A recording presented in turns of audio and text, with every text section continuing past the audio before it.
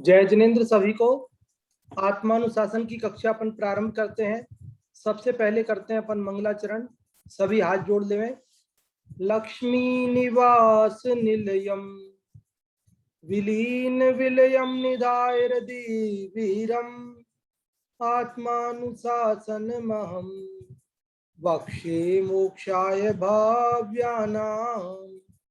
जो लक्ष्मी के निलय रूप उन अविनाशी प्रभु को उर्धार ग्रंथ रचूं आत्मानुशासन भव्य जनों को है स्वीकार, भव्य जनों को है स्वीकार। यह आत्मानुशासन नामक ग्रंथराज है। इसकी रचना आज से लगभग 1300 वर्ष पूर्व आचार्य गुणभद्र देव द्वारा संस्कृत भाषा में की गई थी। इसमें 270 श्लोक हैं और उनमें से हम 192 श्लोक पढ़ चुके हैं। आज हम 193वां श्लोक 193 नंबर का श्लोक पढ़ेंगे। और इस श्लोक को प्रारंभ करने से पूर्व प्रतिदिन की भांति अपना जो कल वाला श्लोक है 192वां, उसका यदि आप में से कोई अर्थ सुनाना चाहते हैं, कोई बात बताना चाहते हैं, उसका सार बताना चाहते हैं कि कल हमने क्या पढ़ा था संक्षेप में, तो आप लोग रेज हैंड कर सकते हैं। और जो भी आप में से रेज हैंड करते हैं उन्हीं में से हम किसी एक से पूछते हैं। अभी प्रीति जी आपको अनम्यूट किया है, आप बताएं। जय जिनेन्द्र पंडित जी। जय जिनेन्द्र। कल के श्लोक में आचार्य गुणभद्र विषयों त्यागी व्रती मुनिराजों को विषयों की किंचित भी अभिलाषा करने से मना करने के लिए बोल रहे हैं कि जिस प्रकार त्यागी व्रती या मुनिराज कोई भी थोड़ी सी भी अभिलाषा विषयों 5 इंद्रिय विषयों की अभिलाषा करते हैं, उनकी इच्छा आदि करते हैं, तो उनके लिए जो मोक्ष मार्ग में आगे बढ़ रहे हैं उनके लिए वो बहुत ही अनर्थकारी है। जिस प्रकार कोई रोगी यदि घी आदि चिकनी आदि वस्तुओं का सेवन करते हैं तो वो उसके लिए बहुत मतलब नुकसानदेह है, जबकि और लोग जो घी आदि चिकनी आदि वस्तुओं का सेवन करते हैं वो उतनी उनके लिए वो नुकसानदेह नहीं है। बहुत बहुत धन्यवाद आपको कि आपने 191 में श्लोक का भाव बताया, परसों वाले का बताया। कल वाला जो 192वां श्लोक था उसका भी यदि कोई आप में से बताना चाहते हो तो आप लोग रेज हैंड कर सकते हैं। कल वाले का 192 में। हाँ जी,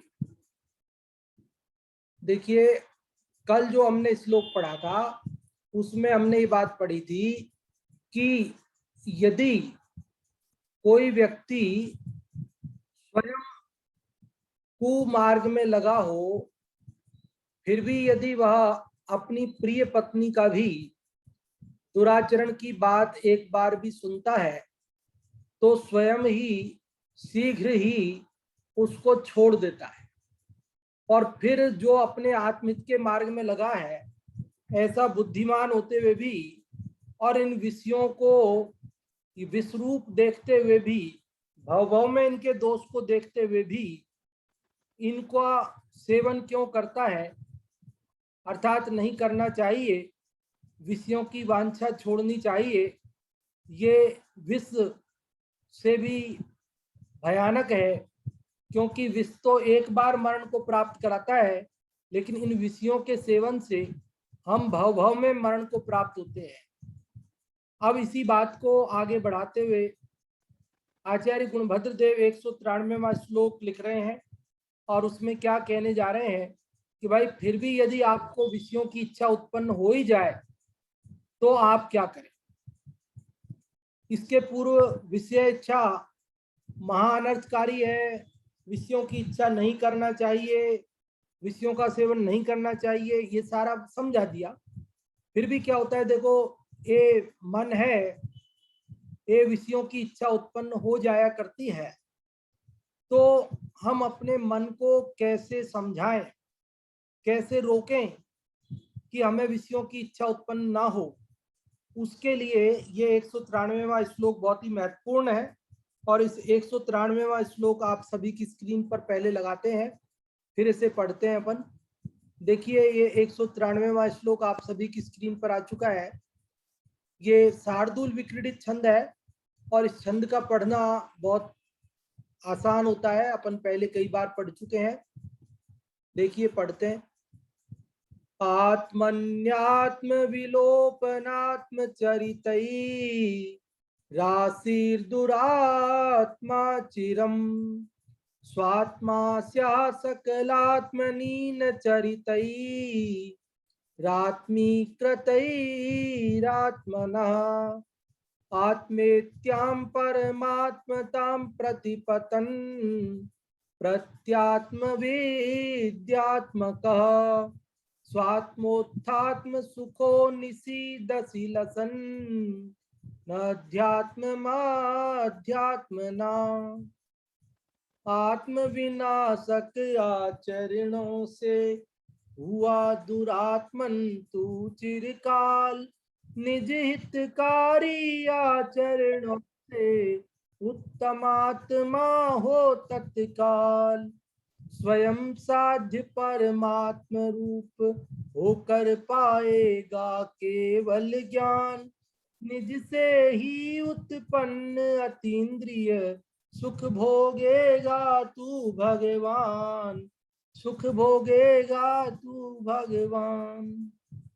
आचार्य गुणभद्र देव इस 193वें श्लोक में क्या बात कह रहे हैं वो संक्षेप में मैंने आपको बताई कि विषयों की इच्छा यदि उत्पन्न हो तो हम क्या भावना भाएं, अपने मन को किस प्रकार समझाएं, वही बात इसमें बताई जा रही है। इसका हेडिंग भी है आत्महितकारी आचरण की प्रेरणा। ये विषयों की इच्छा आत्मा का अहित करती है, महा अनर्थकारी है, इसलिए उनकी इच्छा छोड़ना और जिसमें आत्मा का हित है ऐसा आचरण करना, ये बात इसमें पढ़ते हैं अपन। देखो क्या कह रहे आचार्य गुणभद्र देव इसमें, आत्मनात्म विलोपनात्म चरितई आसी। देखो इसका संधि विच्छेद देख लो, आत्म विलोपनात्म चरितई आसी दुरात्मा चिरम। पहली लाइन का अर्थ देखें, आत्मन हे आत्मन तुम आत्म विलोपन अर्थात आत्मा का विलोपन करने वाले, आत्मा को भूलने वाले आत्मचरितई आत्मा के आचरण के द्वारा। आज तक हमने कैसा आचरण किया कि आत्मा को भूलकर आचरण किया, इसलिए आसी मतलब हुए दुरात्मा, दुरात्मा हो गए, खोटे आत्मा, दुष्ट आत्मा हो गए, चिरम काल से। तो पहली पंक्ति का अर्थ समझ में आया। देखो हम अपने मन में क्या भावना भाएं कि हमें विषयों की इच्छा उत्पन्न नहीं हो, कि ये भावना भाव अपने मन को ये समझाओ कि हे आत्मन, अपने को समझा रहे, हे आत्मन तुमने चिरकाल से आत्मा को भूलकर दुष्ट आत्मा बने रहे, तुमने आज तक अपने आत्मा को नहीं पहचाना और इन विषयों में भटकते रहे, इस प्रकार तुम चिरकाल से दुष्ट आत्मा रहे हो। तो अब क्या करे, तो कहते स्वात्मा स्याह, स्वात्मा मतलब सु आत्मा, सु मतलब अच्छा और आत्मा, वहां दुरात्मा था तो अब क्या हो जाओ, सु आत्मा स्याह मतलब अब अच्छे आत्मा बन जाओ। पहले दुष्ट आत्मा थे तो अब क्या करो, तुम सज्जन आत्मा बन जाओ, साधु आत्मा बन जाओ, पंडित आत्मा बन जाओ।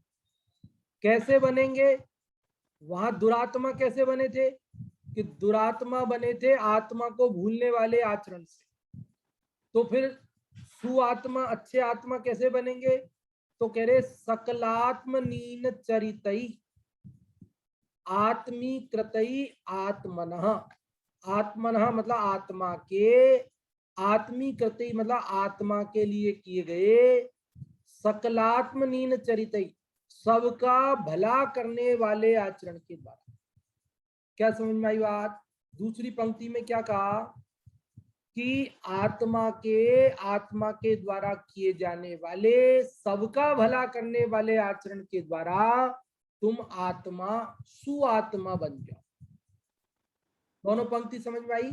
एक बार फिर से बोलता हूं सामान्य अर्थ कि हे आत्मन तुम अनादि से आत्मा को भूलने वाले आचरण के द्वारा दुरात्मा रहे हो, अब तुम आत्मा के आचरण के द्वारा, जिससे सबका भला होता है, उसके द्वारा तुम सुआत्मा बन जाओ, अच्छे आत्मा बन जाओ। अभी तक दुर्जन रहे, अब सज्जन हो जाओ। अच्छा, उससे क्या होगा?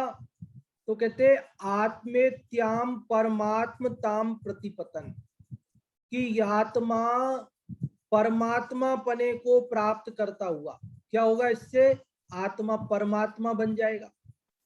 और क्या होगा? प्रत्यात्म विद्यात्मक, कि वह प्रत्यात्म विद्या वाला अर्थात केवल ज्ञान वाला हो जाएगा। प्रत्यात्म विद्या मतलब केवल ज्ञान वाला हो जाओगे, केवल ज्ञान हो जाएगा तुम्हें। कि अच्छा, केवल ज्ञान भी हो जाएगा, परमात्मा भी बन जाएंगे। और क्या होगा? तो कहते स्वात्मोत्थात्म सुखो निसीदसी, स्वात्मोत्थात्म सुखो, स्व से उत्पन्न आत्मिक सुख में निसीदसी, उसमें रहोगे। आत्मिक सुख को प्राप्त करके कब तक रहोगे? अनंत काल के लिए रहोगे। लसन, सुशोभित होते हुए, अध्यात्म अध्यात्म मना, अर्थात आत्मा को आत्मा के अधीन रहते हुए तुम रहोगे। अब पराधीनता छूट जाएगी, विषयों की, इंद्रियों की, शरीर की, सबकी पराधीनता छूट जाएगी और तुम आत्मा, स्वाधीन आत्मा हो जाओगे और तुम सुखी हो जाओगे। और ऐसी दशा कब तक रहेगी? अनंत काल तक। देखिए, एक बार फिर से मैं इसका सामान्य अर्थ बोलचाल की भाषा में बोलता हूं, फिर आप लोगों को पूछता हूं। अपने मन को कैसे समझाना विषयों की इच्छा उत्पन्न हो तो? हे आत्मन, तुमने अनादि से आत्मा को भूलकर विषयों की इच्छा करके दुरात्मा रहे हो। अब क्या करो कि आत्मा के द्वारा, जिससे सबका भला होता है, ऐसे आचरण के द्वारा तुम सुआत्मा बनो, जिससे तुम परमात्म दशा को प्राप्त होगे, केवल ज्ञान की प्राप्ति होगी, स्वाधीन हो जाओगे और आत्मिक सुख को प्राप्त करके अनंत काल तक सुशोभित रहोगे। आप में से जो भी इसका अर्थ बताना चाहते हैं वे रेज हैंड कर सकते हैं। और इसका अर्थ हम पूछ रहे हैं हर्षिता जी आपसे। हर्षिता जी, आप बताएं। जय जिनेन्द्र। इस श्लोक में हमें आत्महितकारी आचरण करने की बात कही है। आत्मन्यात्म विलोपनात्म चरितई राशिर दुरात्मा चिरम। हे आत्मन, तुमने अपनी आत्मा को भूलने वाला चरित्र करके अपने आप को बहुत काल तक दुरात्मा रखा है। मतलब कि हमने बहुत समय से कभी भी अपनी आत्मा का ज्ञान करने की कोशिश नहीं की, इसलिए हम अनादिकाल से दुरात्मा बने हुए हैं। स्वात्मा स्याह, इसलिए अब तुम अच्छे आत्मा बनो, सुआत्मा बनो। कैसे बनो? तो सकलात्म नीन चरितई रात्मी कृतई रात्मनः। हे आत्मन, तुम अपने द्वारा किया गया सभी को जिससे लाभ हो, ऐसे आचरण के द्वारा तुम अब सुआत्मा बनो, अच्छे आत्मा बनो। मतलब अब अपनी आत्मा का ज्ञान कर लो और हमेशा ऐसा आचरण करो जिससे सभी का भला हो। आत्मेत्याम परमात्मताम प्रतिपतन प्रत्यात्म विद्यात्मकः। तो ऐसा करने से क्या होगा? तो ऐसा करने से हमारा आत्मा परमात्मा बन जाएगा, वह पूर्ण सुखी हो जाएगा और केवल ज्ञान की हमें प्राप्ति हो जाएगी। स्वात्मोत्थात्म सुखो निशीदसी, और अपनी आत्मा से उत्पन्न सुख को हम प्राप्त करेंगे, स्वाधीन सुख को हम प्राप्त करेंगे, अतीन्द्रिय सुख को हम प्राप्त करेंगे। लसन अध्यात्म मध्यात्मना, और हम सुशोभित होंगे। हमारा आत्मा के द्वारा सुशोभित होगा, वह स्वतंत्र हो जाएगा, स्वाधीन हो जाएगा। इस प्रकार से हमें आचार्य देव ने इसमें अब अच्छी आत्मा बनने का, अपने आत्म कल्याण करने की प्रेरणा दी है। बहुत अच्छा हर्षिता जी, आपने इसका अर्थ बताया। और भी जो लोग बताना चाह रहे हैं उनमें से हम इंदिरा जी आपको अनम्यूट करते हैं। आप हिंदी से बताना चाहेंगे क्या? जी। हाँ जी। क्या संस्कृत का पढ़ेगा? हाँ कोई दिक्कत नहीं। मतलब पढ़ के कोशिश करते हैं, हिंदी का तो पढ़ ही लेते हैं इसलिए। हाँ जी कोई दिक्कत नहीं, कोई सा भी पढ़ी।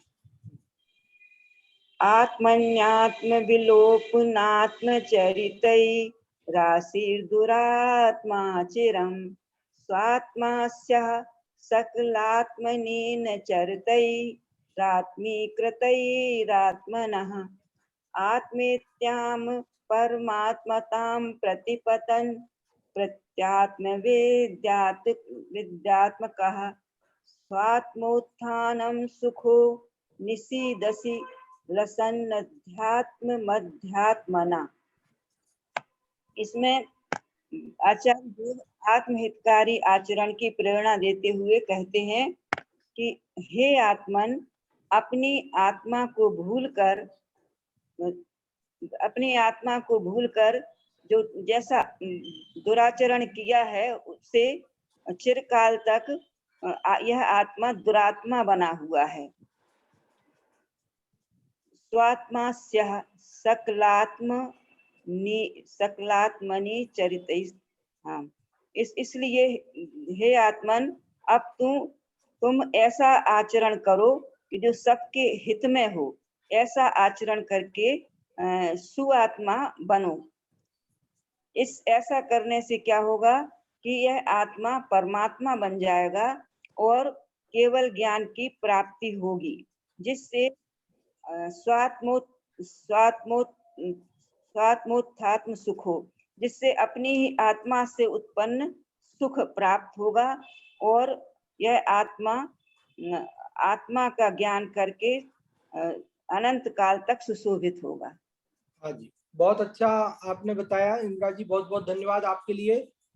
और देखिए हमें खेद है, हम बच्चों से पूछ नहीं पाते हैं क्योंकि YouTube चैनल ब्लॉक कर दिया जाता है नए नियम के अनुसार। अभी हम आप लोगों में से जो भी इसका पाठ करना चाहते हैं उन लोगों को आमंत्रित करते हैं, संस्कृत या हिंदी का। और अभी हम अनम्यूट करते हैं नीलम जी आपको, आप किसका पाठ करेंगी, संस्कृत या हिंदी? सभी को जय जिनेंद्र। मैं संस्कृत का पाठ करने की कोशिश करती हूँ।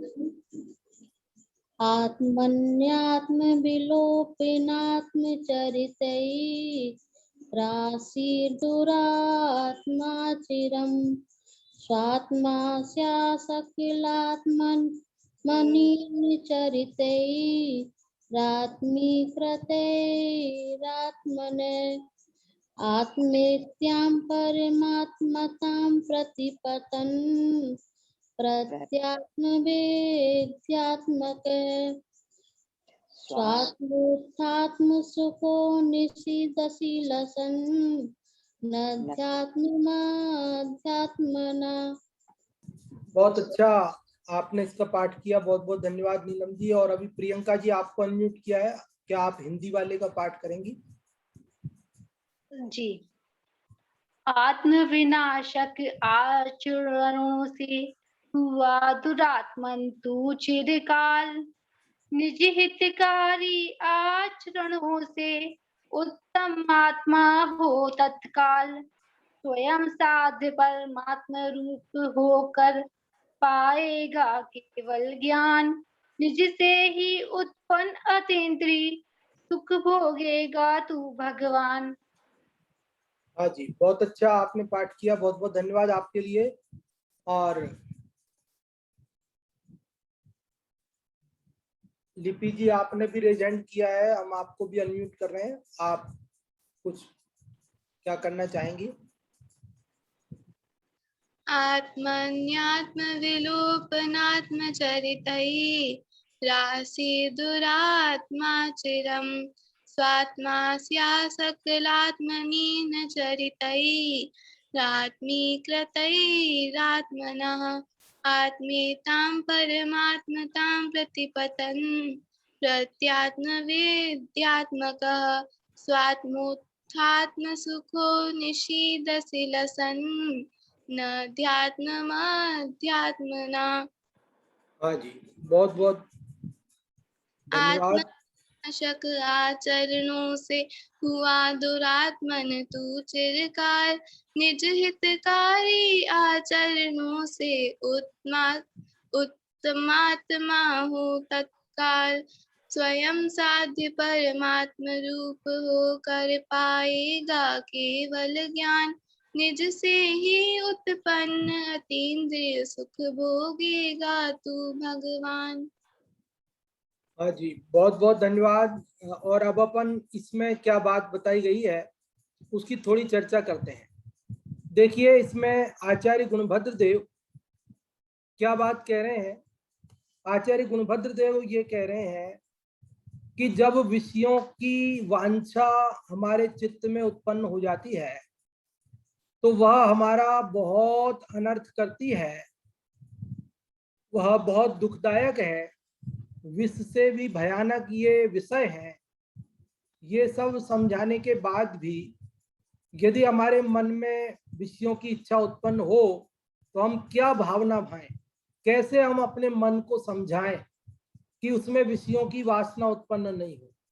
तो वो बात इसमें बताई है और इसमें ये कहा कि देखो, अपने आत्मा को ये समझाओ कि हे आत्मन, तुमने आज तक अपने आत्मा को जाने बिना ये दुराचरण किया, दुरात्मा बन गए। तो अब क्या करो कि ये विषय वांछा छोड़कर, दुराचरण छोड़कर अपने आत्मा को पहचान कर सुआत्मा बनो, अर्थात बहिरात्मापना छोड़कर अंतरात्मा बनो। और अंतरात्मा बनने से क्या होगा? तो कहते तुम परमात्मा बन जाओगे। बहिरात्मापना छोड़कर अंतरात्मा बनोगे और फिर परमात्मा बन जाओगे। कि साहब, परमात्मा बनने से क्या होगा? तो कहते परमात्मा बनने से ये होगा कि तुम जो है अनंत काल के लिए सुखी हो जाओगे। तो इसमें बात क्या हुई कि बात ये हुई कि पहली बात तो ये समझो कि मेरे दुख का कारण भी मैं स्वयं, और मेरे सुख का कारण भी मैं स्वयं। आज तक मैं जो दुखी हुआ हूं, दुरात्मा रहा हूं, उसका कारण मेरी ही अज्ञानता है। मैंने अपने आत्मा का घात करने वाला आचरण किया, अपने को नहीं पहचाना। अपन पढ़ते न देव स्तुति में, मैं भ्रम्यो अपन पो विसरी आप, अपनाए विधि फल पुण्य पाप, निज को पर को करता पिछान, पर में अनिष्टता इष्ट ठान। कि मैं भ्रम्यो अपन को विसरिया, कि मैं अपने को भूल करके इस संसार में परिभ्रमण कर रहा हूं। चार गति में जो दुख उठा रहा हूं, बहिरात्मा बना हुआ हूं, उसका कारण क्या है? कि मैं अपने को भूल गया। तो और ये निज को पर को करता पिछान, पर में अनिष्टता इष्ट ठान, कि पर द्रव्यों में से किसी को इष्ट, किसी को अनिष्ट, किसी को चाहना, किसी को दूर करना चाहना, बस यही सब करता रहा। और ऐसा करके मैं चार गतियों में घूमता रहा, दुख उठाता रहा। ये दुख का कारण कौन है? कोई दूसरा, किसी ने दुखी किया हमको? कि भगवान दुखी करते हैं? कि नहीं, भगवान दुखी नहीं करते। कौन दुखी करता है? कि पड़ोसी दुखी करता है, कि भाई बहन दुखी करते हैं, कि माता पिता दुखी करते हैं, कि पति पत्नी दुखी करते? कौन दुखी करता है? कि मैं स्वयं अपने को भूलकर पर को अपना कर्ता और अपने को पर का कर्ता मानता रहा। यही मेरे दुख का कारण है। तो सुखी होने का क्या उपाय है? कि सुखी होने का उपाय भी मेरे अंदर है। सुखी होने का उपाय क्या है? कि जिस कारण से मैं दुखी था उस कारण को मेट दो। और वो कारण भी स्वाधीन है ना, अपने हाथ में है। तो अपने को जाने बिना दुखी रहा तो अपने को जानो। पर को कर्ता मान के, पर का कर्ता अपने को मान के दुखी हुआ तो अब कर्तापना छोड़ दो। एक द्रव्य दूसरे द्रव्य का कर्ता नहीं है, ये बात समझ लो। आज तक इष्ट अनिष्ट मानकर दुखी हुआ, तो अब इष्ट अनिष्ट मानना छोड़ दो। विषयों की वांछा कर करके दुखी हुआ, तो अब विषयों की वांछा करना छोड़ दो। मतलब जो जो कारण आज तक करके मैं दुखी होता रहा, यदि मैं उन कारणों का अभाव कर दूं तो दुख का भी अभाव हो जाएगा। जब कारण का अभाव हो जाएगा तो कार्य का अभाव हो जाएगा और मैं सुखी हो जाऊंगा। तो मेरे दुख का कारण या सुख का कारण कोई बाहर में नहीं, कोई अन्य नहीं है, बल्कि मैं स्वयं हूं। मेरे दुखों का कारण भी मैं स्वयं, और मेरे सुखी होने का उपाय भी मेरे पास ही है। तो जब मेरे पास ही है तो क्यों नहीं मैं अपने दुखों के कारणों का अभाव स्वयं करके, ये विषय वांछा छोड़कर और अपने चैतन्य ध्रुव स्वभाव की अनुभूति करके और उसकी रमणता करके मैं सुखी क्यों ना हो जाऊं। ये बात आचार्य गुणभद्र देव कह रहे हैं, अपने मन को समझाओ तो फिर देखो विषयों की वांछा उत्पन्न नहीं होगी। क्यों? क्योंकि ये विषयों की जो वांछा है ये अनादि से हमको दुखी कर रही है। विषयों की इच्छा से किस प्रकार से हम मरण को बार बार प्राप्त हुए, ये सारी बात मधुर विषम इंद्रिय के भोग और ये सारी चर्चाएं अपन पिछले श्लोकों में कर चुके हैं। उन सब बातों को यहाँ भी समझ लेना। अब इस श्लोक में जो बात आई है उसका सार हमने समझा। इसमें प्रत्यात्म विद्या शब्द आया, प्रत्यात्म विद्यात्मक, मतलब केवल ज्ञान वाले हो जाओ। प्रत्यात्म विद्या मतलब केवल ज्ञान, ऐसे आत्मा को जानने वाला और आत्मा के माध्यम से सारे विश्व को जानने वाला जो ज्ञान है वह प्रत्यात्म विद्या है। ऐसी विद्या को प्राप्त हो जाएंगे हम, केवल ज्ञान को प्राप्त हो जाएंगे। और कहा लास्ट में अध्यात्मम अध्यात्मना,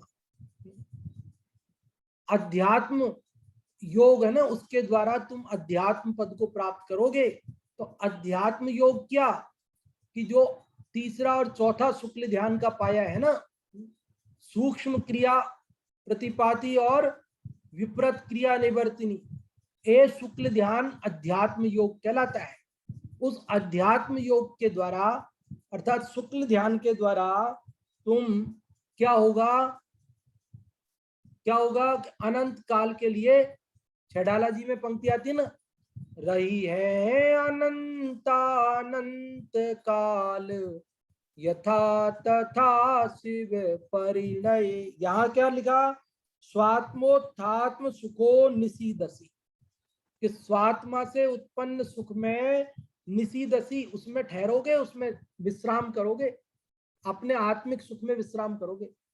आज तक तो हम विषयों में सुख मान के, जहां सुख था ही नहीं, असल में दुख था। हमने प्रवचन सार की गाथा समझी थी ना, इंद्रिय सुख सुख नहीं दुख है। तो इंद्रिय सुख तो सुख नहीं था, दुख था, और उस दुख को सुख मानकर आज तक हम सुख की चाह में उसके पास गए और दुखी ही हुए। और अब क्या होगा ऐसा करने से? ऐसा करने से ये होगा कि हम अपने आत्मिक सुख, वास्तविक सुख, निराकुलता लक्षण वाले सुख को प्राप्त ही नहीं करेंगे, बल्कि फिर कभी वह नहीं छूटेगा। एक बार प्रकट होगा सो होगा, फिर नष्ट नहीं। देखो जैन दर्शन के अनुसार जो एक बार भगवान बन जाते हैं वे कभी लौटकर इस दुनिया में नहीं आते, वापस अवतार धारण नहीं करते, वापस जन्म धारण नहीं करते। तो यहाँ कह रहे हैं कि वहां से फिर एक बार जाने के बाद आओगे नहीं, क्योंकि वापस जन्म लेना, अब जन्म तो कितना बड़ा कष्ट है आप जानते हैं। जन्म जरा मृत्यु विनाशनाय जलम निर्वपामिति स्वाहा। सबसे ही पहले हम जन्म जरा मृत्यु का नाश करने की भावना करते हैं, क्योंकि ये जन्म जरा मृत्यु यही है असली कष्ट। और एक बार मोक्ष गया हुआ व्यक्ति भी यदि वापस उसे जन्म धारण करना पड़े तो समझो कष्ट में आ गया ना भाई वापस। इसलिए जो भगवान एक बार बन जाते हैं वो लौट कर पुनः इस धरती पर नहीं आते। वन वे है, वन वे ट्रैफिक होता है ना, कि आप जा सकते हैं, लौट के नहीं आ सकते। तो ऐसे ही यहाँ मुक्ति को आप प्राप्त कर सकते हैं, मोक्ष जा सकते हैं, लेकिन वहां से लौटकर आप पुनः संसार में नहीं आ सकते हैं, नहीं आते हैं। लोगों को इसमें बड़ा मजा आता है, जब वो बालक होंगे, वो अवतार धारण करेंगे, खेलेंगे, उनका नाना प्रकार का। लेकिन बंधुओं, जैन दर्शन के अनुसार तो जितने भी तीर्थंकर हैं वो सब अलग अलग हैं, एक ही नहीं है आत्मा कि उसने बार बार अवतार ले लिया हो। तो वही ऋषभदेव रूप में अवतार लिया, वही अजितनाथ रूप में ले लिया, ऐसा नहीं है। ये सब पृथक पृथक स्वतंत्र आत्माएं हैं, सब अलग अलग है एकदम। अन्य मत में तो क्या है कि एक ईश्वर है, वही नाना रूपों में अवतार धारण करते हैं, ऐसा वहां माना जाता है। लेकिन जैन दर्शन में ऐसा माना है कि वह एक बार मुक्त होने के बाद कोई भी जीव पुनः अवतार धारण, जन्म धारण नहीं करता है, वह परम सुखी हो जाता है। इसलिए कहा स्वात्मोत्थात्म सुखो निसीदसि, अपने आत्मा से उत्पन्न जो वास्तविक सुख है उसमें तुम अनंत काल के लिए रहोगे। तो बंधुओं, आप और हम सब जब हम अपने चैतन्य आत्मा को ये बात अपने को संबोधित करके हम विचार करेंगे तो निश्चित रूप से विषयों की वांछा छूट जाएगी। क्योंकि जब हमको लगेगा, ये बात समझ में आएगी कि विषयों की वांछा करने से तो हम दुरात्मा हुए, बहिरात्मा हुए, 4 गति और 84 लाख योनियों में जन्म मरण के दुख उठाए, तो हम क्यों ऐसा विषयों की वांछा करेंगे। देखो, जो भी व्यक्ति गलत काम करता है उसे यदि उस गलत काम का रिजल्ट मालूम हो ना तो वो नहीं करे। दरअसल होता क्या है कि हम भूल जाते हैं कि इसका फल क्या आने वाला है और हम वो कर लेते हैं, और करने के बाद जब उसका फल आता है तो क्या होता है, पछतावा, पछतावा और केवल पछतावा।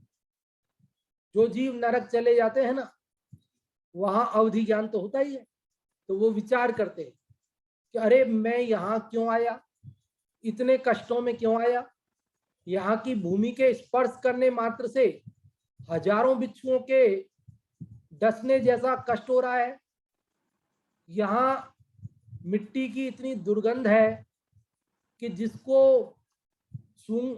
बदबू के कारण अगर यहाँ का जीव हो, यहाँ हो तो मरण को प्राप्त हो जाए, कोसों पर्यंत के लोग। वहां भूख प्यास और वो सब आपने सब छेडाला जी की पहली ढाल में पढ़ी रखा है और पूर्व में अपन चर्चा भी कर चुके हैं। तो वो विचार करता है कि मैं इतने कष्टों में क्यों आया। तो अवधि ज्ञान से उसे पता चलता है कि पिछले भाव में मैंने ये पाप किया, ये मैंने विषय वांछा की, जैसे रावण है, तो वो विचार करता है कि अरे मैं इसलिए यहाँ आया, सीता का हरण किया, ये वो नाना प्रकार के जो 5 इंद्रिय विषयों की वांछा है उसके कारण से मैं यहाँ आया। मैंने झूठ बोला, मैंने चोरी की, मैंने हिंसा की, कुशील सेवन किया, परिग्रह इकट्ठा किया, मूर्छा भाव रखा, ऐसे नाना प्रकार के अपने कष्ट। तो वो विचार करता है कि अरे मुझे क्या पता था कि इस पाप का फल इतना कष्ट है। यदि मुझे पता होता कि इस पाप का फल इतना कष्ट होने वाला है तो मैं वह पाप नहीं करता। अब यहाँ आलू खाता है, यहाँ रात्रि में भोजन करता है, यहाँ द्विदल भक्षण करता है, यहाँ नाना प्रकार से पाप कार्य उत्पन्न करता है, और फिर मर के जब नरक को जाता है, दुर्गति को जाता है, कष्टों को प्राप्त करता है, स्वयं आलू में जीव बनता है और लोग उसे तल तल के खाते हैं, तो वहां तो इतना विचार करने का अवकाश नहीं है एकेंद्रीय जीव को। यद्यपि आत्मा है, ज्ञान भी उसका स्वभाव है, लेकिन मन तो है नहीं कि जिसके द्वारा वह विचार कर सके। लेकिन नरक के नारकी तो अवधि ज्ञान तक रखते हैं, संगी पंचेंद्रिय है, इसलिए वे तो भली भांति विचार कर पाते हैं और विचार करते, अरे मुझे क्या पता था कि इतने से उसका फल इतना बड़ा भयानक होगा। यदि मुझे पता होता तो मैं ऐसा नहीं करता। समझ रहे बातों? तो इस प्रकार से इस श्लोक का जो अभी हमने अर्थ समझा, जो इसके भाव की चर्चा की, यदि इसमें कोई बात आपको समझ में नहीं आई हो, कुछ पूछना हो या आप बताना चाहते हो इसका सार, या इसमें आप क्या समझे, तो आप रेज हैंड कर सकते हैं, तो हम आपको बताने के लिए अनम्यूट करेंगे। और पहले स्वस्ति जी आपको पूछते हैं, आपकी मम्मी साथ में है इसलिए पूछ लेते हैं। स्वस्ति जी बताएं। हाँ, जय जिनेन्द्र पंडित जी। जय जिनेन्द्र। आत्म विनाशक आचरणों से हुआ दुरात्म दूषित चिरकाल, निज हितकारी आचरणों से उत्तम आत्मा हो चित्तकाल, स्वयं साध्य परमात्म रूप होकर पाएगा केवल ज्ञान, निज से ही उपन्य संजय सुख भोगेगा तू भगवान, सुख भोगेगा तू भगवान। इसमें आचार्य गुरुबंध देव कह रहे हैं कि हे मनुष्य, तो इस चिरकाल में जब से घूम रहा है, मतलब आत्मा को भूल के, तो इस चिरकाल में दुरात्म हो घूम रहा है। तो अब मतलब तुम सुआत्म कैसे बनो? तुम निज हितकारी अच्छे आचरण वाले बन जाओ, इससे तुम्हें केवल ज्ञान होगा, तुम परमात्मा बन जाओगे, इससे तुम स्वाधीन हो जाओगे। मतलब जब तक अनंत काल से दुखी थे, तो आत्मा को जानकर, विषयों की आशा को छोड़कर तुम अनंत काल के लिए सुखी हो जाओगे। एक बार जब अपन परमात्मा बन जाते हैं, पर वो वापस नहीं आ सकते अपन वापस वहां से, मतलब वापस यहाँ पे अनेक प्रकार में अवतार नहीं ले सकते। हाँ जी, बहुत अच्छा आपने बताया स्वस्ति जी, बहुत बहुत धन्यवाद। और अभी हम पूछते हैं सुमित जी आपको। सुमित जी सांगानेर से, आप बताएं। हाँ जी, जय जिनेन्द्र जी। जय जिनेन्द्र। आज वाले श्लोक में आचार्य गुरुभद्राचार्य हमको आत्महितकारी आचरण करने की प्रेरणा दे रहे हैं। यहाँ पर ये बता रहे हैं कि अनंत काल से, हमने अनादि काल से यहाँ पर हमने जो है अपना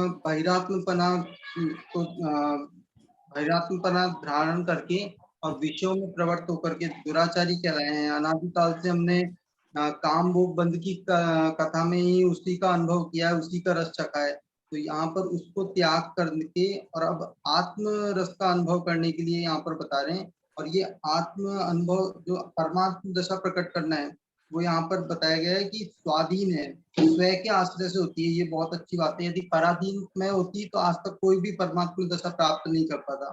तो यहाँ पर एक तो सबसे अच्छी बात यह है कि स्वयं के अधीन है, और दूसरा यह है कि ये कार्य सिर्फ आत्मा ही कर सकता है, कोई अन्य द्रव्य, कोई जड़ द्रव्य नहीं कर सकता। तो अपन को स्वयं को ही सुखी होने के लिए स्वयं का ही आश्रय लेना है। यहाँ पर बहुत सरल कार्य है, उसको कठिन मान के हमने इसको हे ही जान रखा है, लेकिन उसी के सम्मुख होकर के हम अनादिकाल के लिए, साधी अनंत काल के लिए सुखी हो सकते हैं।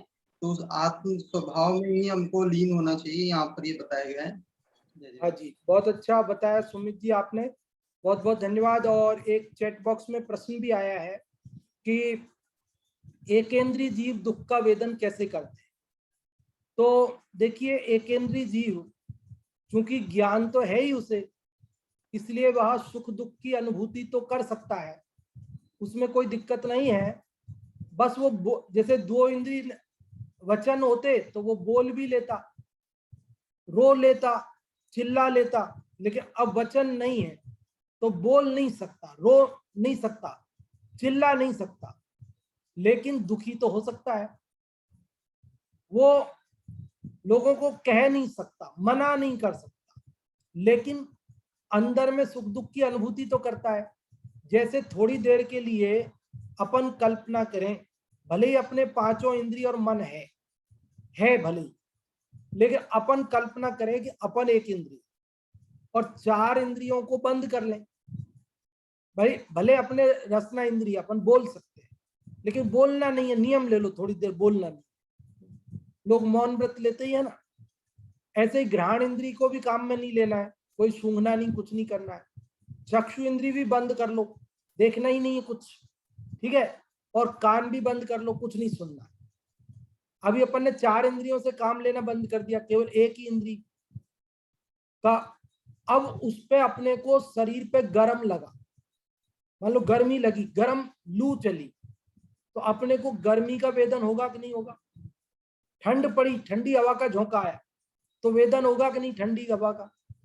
कोई ने हमें चांटा मारा तो हमें दर्द होगा कि नहीं होगा? क्यों? अभी हम बोल नहीं रहे, रसना इंद्री से काम नहीं ले रहे, चक्षु इंद्री बंद कर रखी है, कानों से नहीं सुन रहे, उसमें भी हमने सब सुनाई नहीं दे ऐसा इंतजाम कर लिया। तो सब कुछ होते हुए भी जो चोट लगी, कोई जलन हुई, कोई किसी ने करंट लग गया, बिजली का करंट लगाया, तो वो तकलीफ तो होती है ना, वेदन होता है।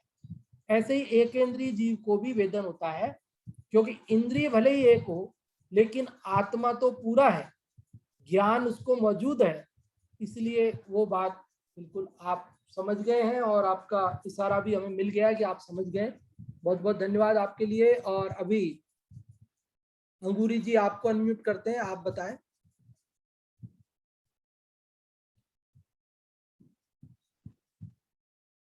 जय जिनेंद्र पंडित जी। हाँ जी, जय जिनेंद्र। जय जिनेंद्र, आवाज आ रही है? अच्छा, इस श्लोक में गुणवद आचार्य ने आत्मा के हितकारी आचरण की प्रेरणा दी है। उन्होंने बताया है कि आत्म विनाशक आचरणों से हुआ दुरात्मन तू चिरकाल। ये दुरात्मा है, मतलब आत्मा तू आत्म विनाशक, जो आत्मा के गुणों को नष्ट करने वाले हैं, अर्थात वे मिथ्यार्थ है। और मिथ्या दर्शन, मिथ्या ज्ञान सहत है, जो पांच इंद्रियों के विषयों में प्रवृत्ति है, आचरण है, वही चिरकाल से तू करता आ रहा है और अपनी आत्मा का दुराचारी बन गया, अच्छा दुख देने वाला दुष्ट आत्मा बन गया है। निजकारी उत्तम आत्मा हो तत्काल, और अपने ज्ञान वैराग निज भावों को अंगीकार करके जब तू अपनी आत्मा का संपूर्ण कल्याण करने वाले ज्ञान वैराग आदि निज भावों को अंगीकार करेगा, तभी श्रेष्ठ आत्मा होगा और आत्मा को प्राप्त, आत्मा के स्वभाव को प्राप्त कर सकता है। अर्थात केवल ज्ञान को प्राप्त करके परमात्मा बन सकता है और आत्म सुख से शोभायमान होकर के अपने शुद्धात्म से अध्यात्म स्वरूप में विराजमान हो सकता है और अनंत अतीन्द्रिय सुखों का भोग कर सकता है। जैसे कि छेड़ाला में कहा है, यो चिंत निज में थिर भये अखत सो आनंद लहो, सो इंद्र नाग नरेंद्र वा अहमेंद्र के नाही कहो, तब ही शुक्ल ध्यान अग्नि कर चौघात विधि कानन दहो, सो लखो केवल ज्ञान लख भव को शिव मग कहो। जी बहुत अच्छा आपने बताया। और मुन्नी जी आपको भी अनम्यूट कर रहे हैं, आप भी बताएं।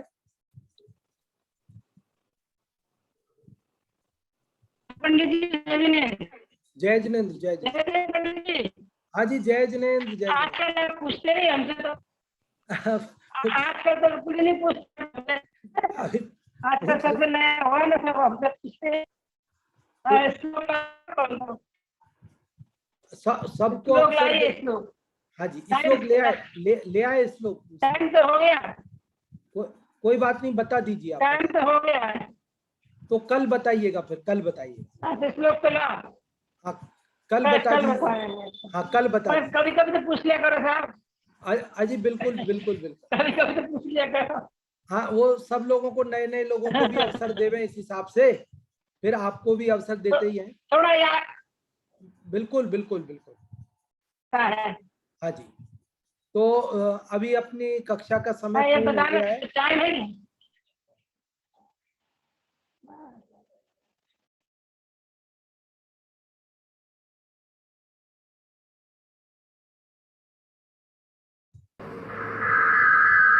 हाँ, पंडित जी साहब पधारे।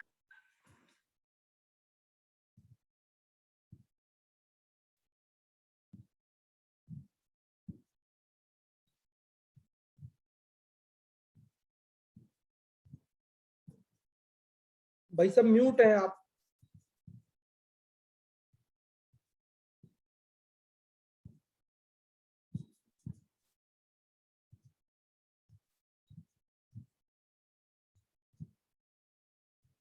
माइक अनम्यूट कर ले। मैं हाँ जी, हेलो। हाँ जी, आ रही है आवाज।